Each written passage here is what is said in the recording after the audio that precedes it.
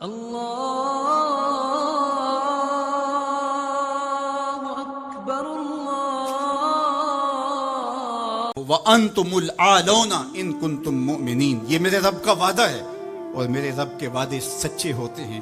کہا تم ان کے بن کے تو دیکھو، عزت کا تاج میں تمہارے سر پہ رکھوں گا۔ یہ تمہاری غلطیوں کی تمہیں سزا دی جا رہی ہیں،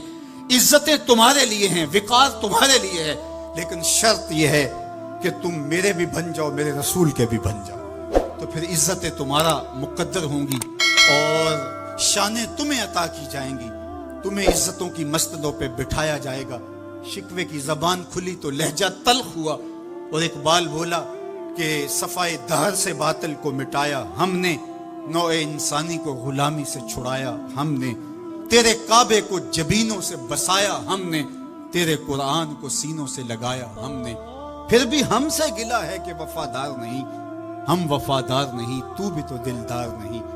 تو آواز آئی، صفائے دہر سے باطل کو مٹایا کس نے، نوع انسانی کو غلامی سے چھڑایا کس نے، میرے کعبے کو جبینوں سے بسایا کس نے، میرے قرآن کو سینوں سے لگایا کس نے، تھے تو آبا وہ تمہارے ہی مگر تم کیا ہو، ہاتھ پہ ہاتھ دھرے منتظر فردا ہو، ہر کوئی مست مئے ذوق تن آسانی ہے، تم مسلمان ہو یہ انداز مسلمانی ہے، حیدری فقر ہے نئے دولت عثمانی ہے،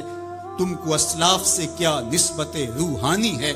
وہ معزز تھے زمانے میں مسلمان ہو کر، تم خار ہوئے تار کے قرآن ہو کر۔ جب تم میرے تھے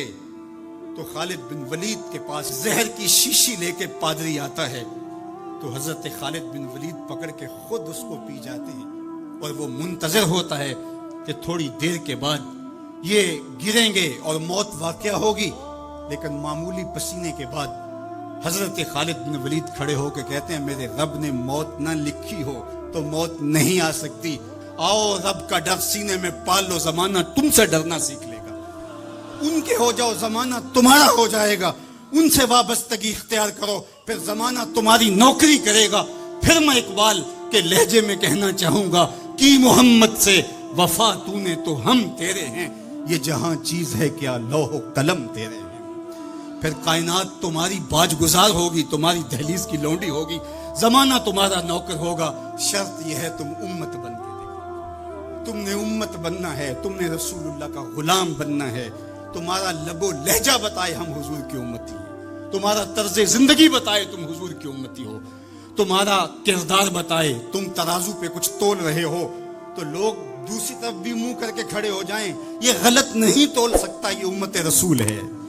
تم بول رہے ہو لوگوں کو یقین ہو کہ یہ جھوٹ نہیں بول سکتا، یہ رسول اللہ کا امتی ہے، تمہارا طرز زندگی بتائے میں امت رسول ہوں، تمہاری وحدت، تمہارا زور ہے، تمہاری طاقت ہے، تمہاری توانائی ہے، تو فرمایا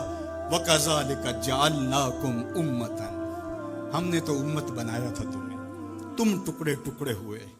تم نے اپنے آپ کو بانٹ لیا، تم ایک دوسرے کا گریبان نوچنے لگے، تم ایک دوسرے کے جبے پھاڑنے لگے، تم ایک دوسرے کے لیے نفرتوں کے بیج بونے لگے، تمہاری زبانیں انگارے اگلنے لگی، تم چنگاریاں نکالنے لگے، تم ممبر و محراب کے تقدس کو پامال کرنے لگے، تم خواہشات کے غلام بن گئے، تم آرزوؤں کے نوکر بن گئے، تم اپنے نفس کی غلامی میں آ گئے، تم تو غلام تھے آمنہ کے لال کے،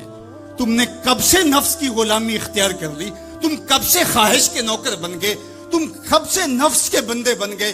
پھر تمہیں ذلیل نہ کیا جاتا تو اور تمہارا علاج کیا ہے؟ تقدیر کے قاضی کا یہ فتویٰ ہے ازل سے، ہے جرم ضعیفی کی سزا مرگ مفاجات، یہ تقدیر کا فیصلہ ہے۔ عبد القادر روحیلے نے جب ملک تیمور کو قید کر کے اس کی آنکھیں نوکے خنجر سے نکالی اور اس کی حرم کی بیٹی اور بہوؤں کو بہنا ناچنے پہ مجبور کیا، لیکن ایک دم نہ جانے اس کو کیا خیال آیا، اس نے سارا اسلحہ اتار کے پھینک دیا اور چارپائی پہ لیٹ کے خراٹے لینے لگا، لیکن وہ بیٹیاں برابر ناچتی رہیں۔ تو عبد القادر روحیلہ کھڑا ہوا اور اس نے کہا کہ میں ایک سپاہی ہوں اور اس حالت کے اندر اسلحہ اتار کے خراٹے لینے لگ جانا یہ ایک سپاہی کی شان کے لائق نہیں ہوتا، یہ میرا تکلف تھا، یہ میری بناوٹ تھی، مجھے خیال آ گیا کہ میں نے بہت زیادتی کی ہے، اور میں یوں لیٹا میرا خیال تھا کہ تیمور کی کوئی بیٹی میرے ہی خنجر سے میرا گلا چیر دے گی، لیکن اس کے باوجود تم برابر ناچتی رہی۔ حمیت نام تھا جس کا، گئی تیمور کے گھر سے۔ اس نے کہا کہ اب میں حق بجانب ہوں جو میں نے آپ کے ساتھ کیا، اس لیے کہ میرے خنجر کو پڑا ہوا دیکھ کے اور مجھے خراٹے لیتے ہوئے دیکھنے کے باوجود بھی جب تم ناچ رہی ہو تو پھر میں نے غلط نہیں کیا۔ تمہارا علاج یہی تھا، جب ہماری بیٹیاں غیروں کے نرغے میں ہوں، جب ہمارے گلے چیرے جا رہے ہوں، جب شام اجڑ رہا ہو، جب برما میں آریوں کے ساتھ انسانی آزاد کاٹے جا رہے ہوں، جب بغداد کے اندر اس امت کی شہزادیاں بھیک مانگنے پہ مجبور ہوں، تو مجھے بتاؤ اس زمانے میں بھی ہم ایک دوسرے کے گریبان نوچیں گے؟ تو پھر جو ہمارے ساتھ ہو رہا ہے یہ ہماری سزا تھی۔ ہمیں امت بنایا گیا تھا، ہم نفس کے غلام بن گئے، ہم خواہشات کے نوکر بن گئے۔ تو میرے رب نے کہا وَكَذَلِكَ جَعَلْنَاكُمْ أُمَّةً